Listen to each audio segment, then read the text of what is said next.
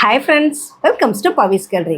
இன்றைக்கி நம்ம பார்க்க போகிறது பக்தி சூப்பர் சிங்கரில் இஷ்ட தெய்வத்துவான ரவுண்டுங்க. அவங்கவுங்களுக்கு என்ன பாட்டு விருப்பப்படுமோ அந்த பாட்டு தான். நம்ம அகிலா எடுத்திருக்க பாட்டு சான்ஸே கிடையாதுங்க. அப்படி என்ன பாட்டுன்னு யோசிக்கிறீங்களா? சிவப்பு சேலையில் காட்சி தருவா அம்மா.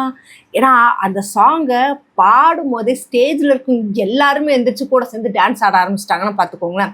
ஸோ அந்த சாங்குக்கு அவங்க எந்த அளவுக்கு உள் வாங்கி அந்த எஃபர்ட்டோட பாடியிருக்காங்கன்னா வேற லெவல். அதில் ஹைலைட் என்ன தெரியுங்களா?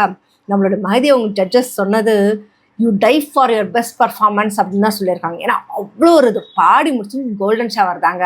அதையும் தாண்டி நம்மளோட புஷ்பனம் குப்புசாமி அவர்கள் சொன்னது வருவான்னு சொல்ல, அந்த அம்மன் கண்டிப்பாக உனக்குள்ளே வந்துருவா அப்படின்னு சொன்னாங்க.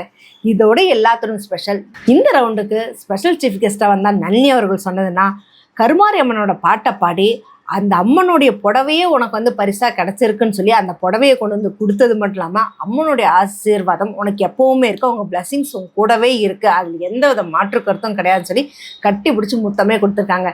ஸோ அந்த பாட்டை நம்ம அந்த ப்ரொமோவில் கேட்கும்போது எந்த அளவுக்கு ஒரு உணர்வுபூர்வமான ஒரு சாங்கை அந்த ஸ்டேஜில் அந்த அளவுக்கு அந்த ஒரு கம்பீரத்தோடு பாடுவாங்கன்னு சொல்ல முடியல. கேட்டதுமே மெய்சில் இருக்கும், நமக்கே அந்த சாமி ஆடணும்னு தோணுங்க.